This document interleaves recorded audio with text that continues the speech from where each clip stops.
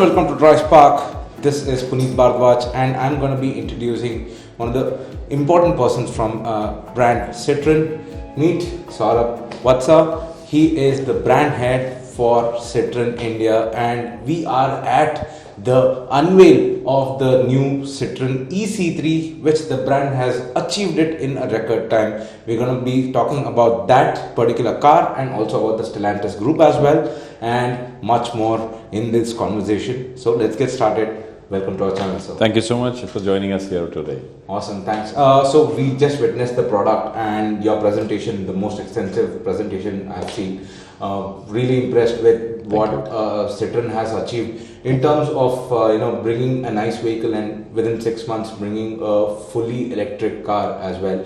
On the same platform. Yes, on the same platform, absolutely. That's the most important thing. Right. But I just wanted you to give us an overview of how that was overall achieved by Citroen, because I'm sure there is a huge story, but if you can sum it up in a little bit. I think long story short, like we've been saying, the CQ platform, the smart car platform, has been configured, designed, developed, executed in India. We've been doing that for the last 4.5 years. And when we did that configuration, like I keep saying, it was to be a powertrain agnostic platform. That means you could put in an ICE engine, an internal combustion engine on it, in any of its fossil fuel avatar, and you could put a battery pack and an e-motor on it. And the idea was that we'll localize the platform extensively, and it is plus 95% localized, the platform. And therefore, you would have the flexibility, agility, and technical ability to execute it in any kind of I would say, energy format. And which is why when we started work on the CQ platform, we went in parallel with the internal combustion engine and the BEV format. When we met you 6 months ago, when we launched the C3, we were obviously bubbling with excitement because the BEV was just around the corner. It was being put into test at that point in time. Nobody was aware of that. However, we explained everything on the wheelbase of the car, and everybody was pleasantly surprised that it's a large wheelbase, best in category. And there were a lot of questions. How did you achieve that? Obviously, at that point in time, people didn't know we're going to package a battery there. And at the same point in time, we also said that we will always provide a cargo space because families need that, individuals need that, and that's exactly what you see on the eC3. So that's how we went fast enough. It was configured in advance. When we say about natural cooling, it also gave us the efficiency in designing the natural cooling in such a way that right from the word go, we had the right technical ability to deliver the car with the natural cooling on it for the battery management. Absolutely, because when I saw the car, because I was present for the C3 as well, I'm very much impressed with what the product was then. And when this was unveiled a couple of minutes ago, and when I saw it, Citroen has done this without even changing anything. Because you see, whenever there's an ICE vehicle and a EV vehicle, there will be some drastic change. So there are two things that I would like to mention here. One, the only external changes that you will see is a charging port on the outside. You will see 2 E badges on the front 2 doors, and you will see 1 E badge at the back, which is basically the identity of the energy platform. Yes. We did not make any exterior differentiation between a petrol and a EV for the simple reason that we see them as energy options on the platform, and there is no reason for the vehicle to be completely differentiated for the consumer. The consumers who are opting in for ICE or those who are opting in for EV should feel confident that they're buying into the brand and they're buying into the C3. They should not feel that, when if you buy an EV, it's completely differentiated. If you buy the ICE, it's very different. Therefore, we'll have the same trims, the 2 trims. Yes. The Express Your E-Style, the customization philosophy continues on the electric vehicle, and you will have the similar sweet, short, simple buying journey. And that's why on the C3 we have 50% of our buyers as first-time car buyers, and they tell us, we bought into your brand for the simple reason you kept it sweet and simple. where we don't have to choose from 30 options to buy one car. Yes. And that's the idea. And the second thing they tell us is, you give us the best customization program in the industry, because we can buy a simple car and configure it the way we want it. Correct. Which is what we're doing. Absolutely. Keeping it simple. Yeah. With like 70 accessories, you can definitely personalize your car, and with some personalization. 13 color combinations, Yeah. 70 accessories, 3 packs, 3 packs. 47 customization options. Yes. It is one of the finest customization programs in the industry. Just to give you a number, we're delivering 60% dual tones from the factory, which is the highest in the industry today. Yes. And why is that? Because consumers say, I'll take a factory painted car. I don't want to go get a wrap on it or get it painted at the dealership. I'll take a factory painted car, and then I'll play with the combinations that you give us and add to that. OEM is OEM always. Absolutely. No, And that's what consumers want. Yeah. And that's exactly what we're trying to deliver. Great. Now, my next question is, the C3 is rated to deliver a 320 kilometers certified range. Did Citroen plan that in advance, or is there something bigger coming in terms, or how did that number came into existence with the eC3? Very simple. We have a certain configuration on the battery size. And the e-motor. Together they deliver 320 kilometers of certified MIDC 1 drive cycle range. In terms of usable range, it will be anywhere between 250, 240 to 260. Again, that's a very open, honest statement. Peak or maximum speed that you can go to is 107. Configured it at 107 theoretically to keep it at the most efficient number. We could have brought it to 100 or made it 110, but we kept it there because that's the most efficient number. At this point in time, we see that with a usable range of 240 to 260, it is by far ahead of some of the other vehicles which are available in the market. And when we talk to consumers who are buying into this particular category of EVs, at most we see that they have about a 40 kilometer daily drive, 20 kilometers one way and coming back. I mean, even if you look at some of the most, the larger cities in the country, they have about an average 40 kilometers. With an average 40 kilometers, 6 days a week, assuming 6 days a week, it's about 240 kilometers. Correct. That means you have 1 charge a week. Yes. Okay, you could have a situation where you drive more. If you drive more, we give you a 100% DC fast charging capability. That means you can charge it fast every time. You don't need to follow one fast charge with 1 or 2 or 3 slow cycles. So it's not painful.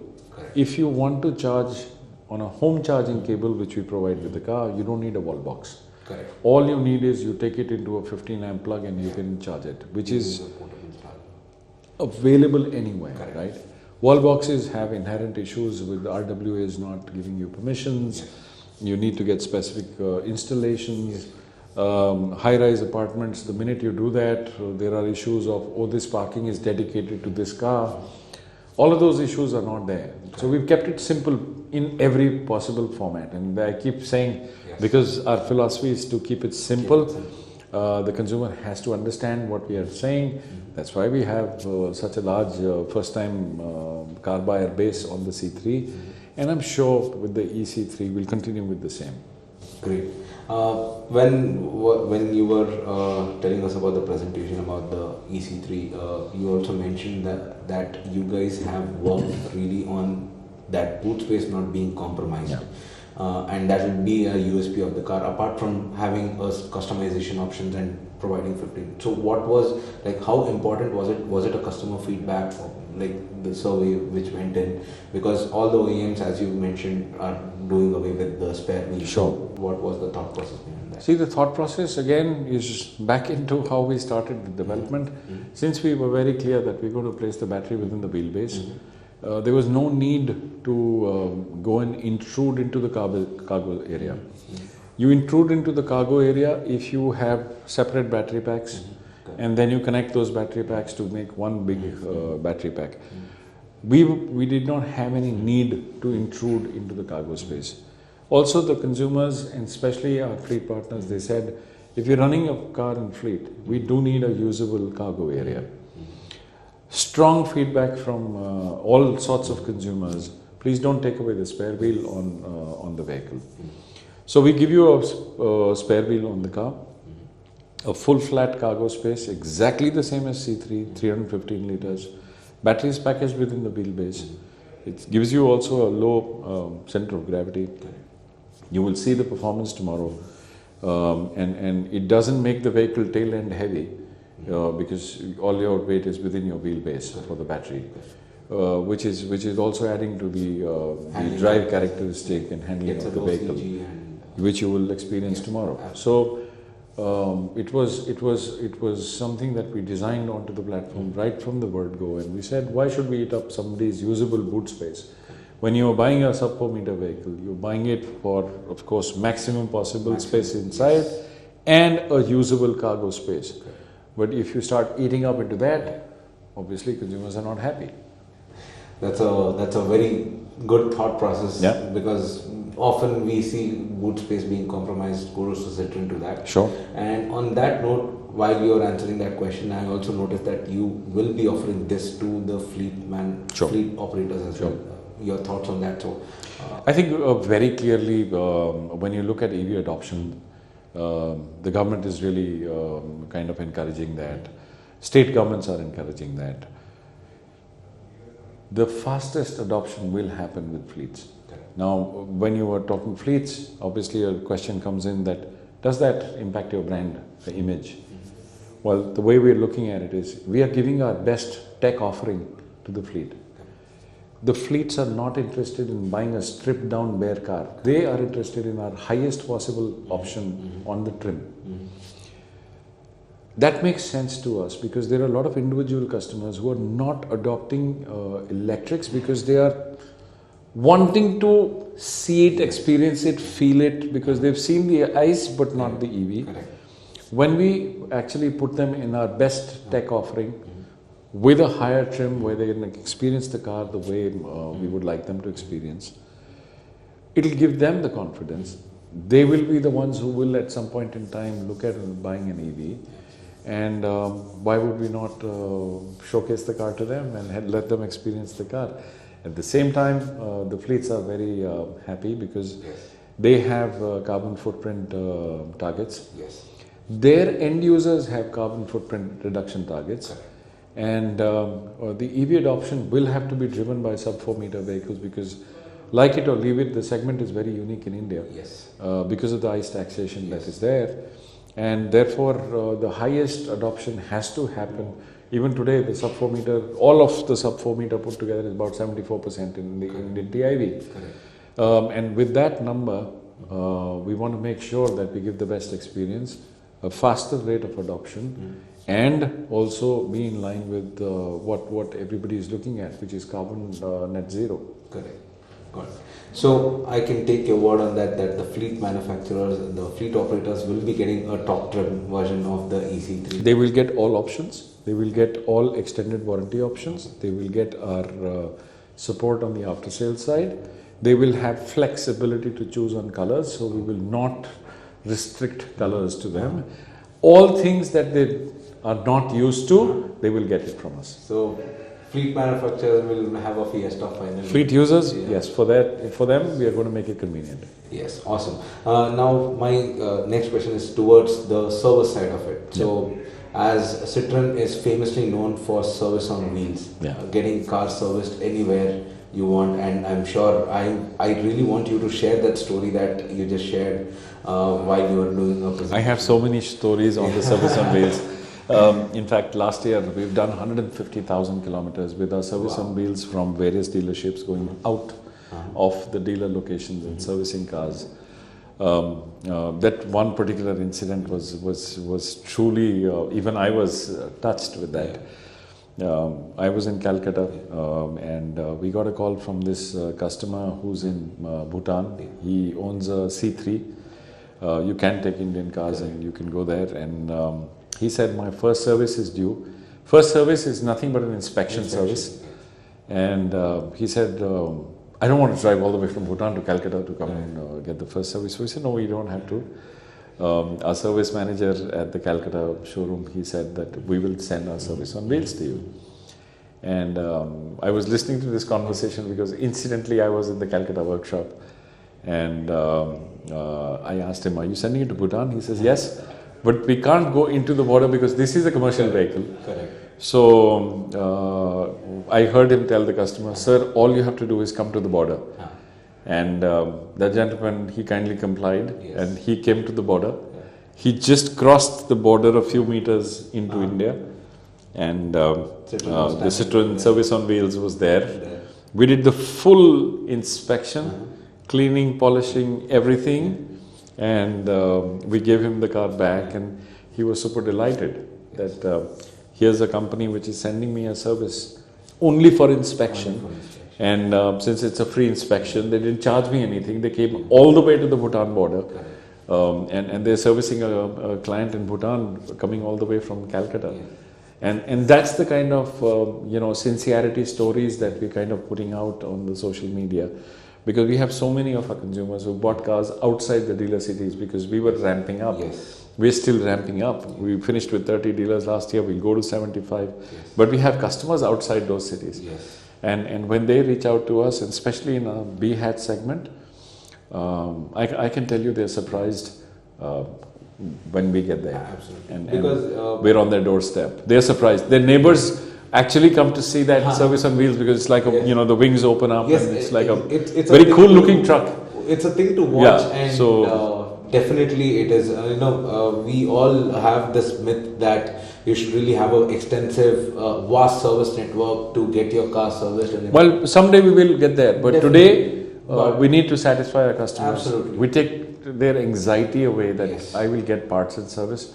And if there's something which is beyond a reasonable service that we can do at their doorstep, then of course we take the vehicle with us and we fix it and bring it back. So that's the other thing that we do. So we're not leaving any stone unturned to provide the confidence to the consumer that if you bought the car, we're there with you. And by the way, I answer every social media query if I'm tagged, day or night. We try and resolve that in 24 hours. And there are a lot of groups which have been formed by consumers. We are silent members on those groups, and we listen to whatever feedback's coming in. And customers are surprised because next morning they get a phone call. They say, "Oh, you have a problem. We'll fix that for you." And how did you get to know? Well, don't worry about how did we get to know, but do you have a problem? Yes, I do. Okay, so we'll fix it for you, and then we close those issues for the consumers. So that's the way we are kind of trying to give it a personal family touch. When we say comfort, we're trying to make it 360, not just in the car and that's it, or in the showroom, that's it. It's your entire ownership journey, right from the first time when you thought of considering Citroen to the time when you own the car. Great. So with your answer, you also gave a sneak peek that currently you're at over 35 odd service centers, and you are moving. We're going to close, we're targeting to close this year with 75 because we have the first full year of C3. We have the eC3, it'll be there in the showroom shortly. We'll have one new car. We promised one new car every year. This year we're cheating, we're going to give you two. Again, give us sneak peek so we have the full year for C5. So obviously, a lot of apprehensions were there in the market that Citroen started very small with 10 dealers. Will they grow? Well, we knew what we were doing. You can imagine the kind of consumer journey that we are setting up. The efforts that we are making to satisfy consumers, it takes a lot of I would say daily practice. And which is where what we wanted to do was start small, make sure that the digitized consumer journey is well greased, well oiled. We have a large digital estate in our showrooms, and we've reduced the physical estate so that dealers don't have to invest in real estate, or their investments are smaller so that they recover money faster. For service, we are providing service on wheels, making sure parts are available. These kind of initiatives is what we're trying to put on the map, so that both the dealers, they are on paths to recovering their investments fast enough, and the consumer is happy that I'm looked after. This is not a brand which launches and leaves and leaves us high and dry. We are available on phone call, and we get to them whenever they need us. Citroen, all through what is it right now and where it's going, certainly feels very inspirational for automotive manufacturer in the Indian market. But I just wanted to ask you one question: what was your biggest challenge until now to establish this brand in India? Honestly, our awareness. It's a brand which started with practically nil awareness. Yes. People know about European brands. Some of the well-heeled travelers from India, they have experienced it overseas. So when I say practically nil, I mean they knew about cars in Europe. Some of the consumers have kind of seen Citroen cars in India in the yesteryears. But on the whole, if you were to look at the larger population, our challenge has obviously been awareness. A new brand coming late to the market, awareness obviously is a challenge. Correct. At the same point in time, we wanted to do things differently, which is because we are, we have a Thiruvallur vehicle assembly facility, Hosur gearbox assembly and powertrain manufacturing facility. We have a R&D center in Chennai. We have a large ICT in Hyderabad, which is our software center. And what we wanted to do was make sure that we are consistent.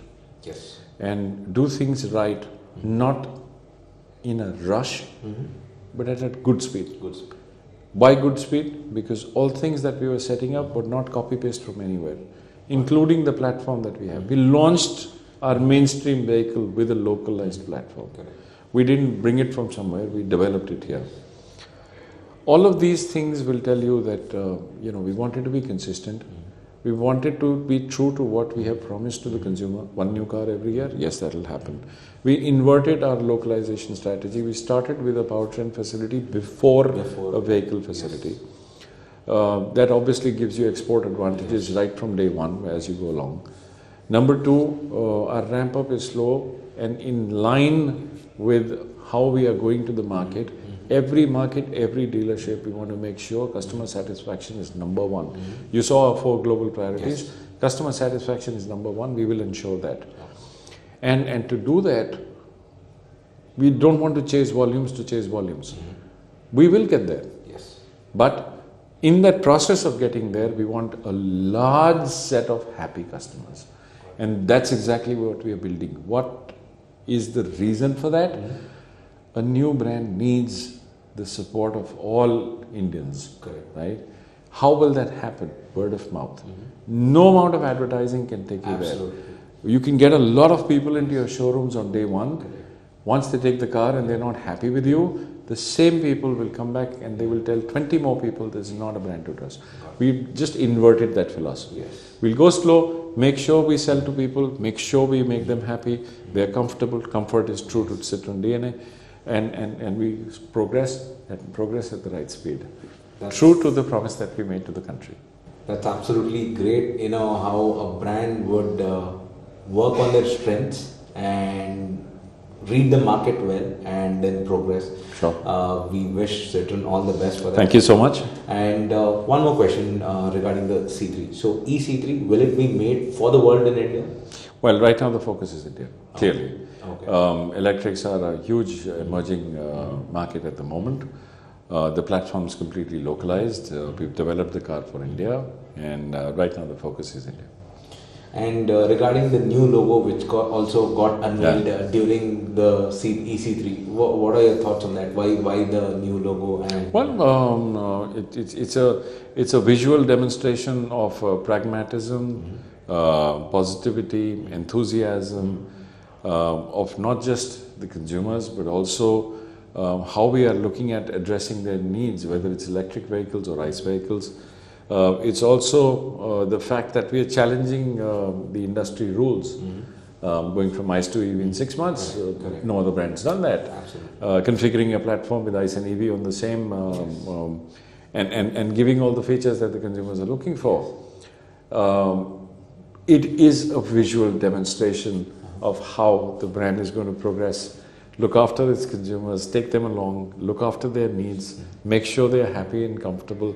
And you saw the different avatars of the logo, which represents optimism, happiness, joy, positivity in different forms. And that's exactly what the brand is trying to create in India. Absolutely, if I'm the customer and I'm being the epicenter for a brand with their progress, it's absolutely a happy thing. With one last question, I'll be ending this interview, and it's going to be a tough one for you. Sure. What would you choose, the ICE C3 or the eC3? That's honestly a tough one. I would keep both, and I would alternate between the two. I love both of them. Yeah. The ice has its own flavors, which I love, and the EV is a super silent experience. Honestly, I love both. In fact, I'll keep three of them. Yeah. I'll keep the naturally aspirated. I'll keep the turbo when I'm moved to enjoy. Yeah. And the EV, of course, when you really want a silent cabin and beautiful performance. I'm so sorry for the question. It was asking which child do you like the most. They're all the same. I would keep all of them. Yeah. On that note, I had a blast driving the C3 in Goa last Oh, week. lovely. Okay. And I'm really looking forward to the EC3. We'll be happy to welcome you on the drive track tomorrow. Thank you so much. Like Bala said, it's not a high-speed track. It's a Yeah. track to be enjoyed. It's a part of the proving ground. You will get to see the abilities of the C3 in its electric avatar tomorrow. Absolutely. And we look forward to your feedback. Absolutely. And I'm looking forward to that comfort drive that I experienced on the C3. We promise you. And on that, we really thank for your time and sharing your insights about the product and also about the brand. Pleasure. A lot. We wish Citroen all the best from Dry Spark, and we are waiting for one more vehicle that is soon. Very soon. Very soon. Thank you so much. Thank you so much. Thanks a lot. And have a good drive tomorrow. Thank you.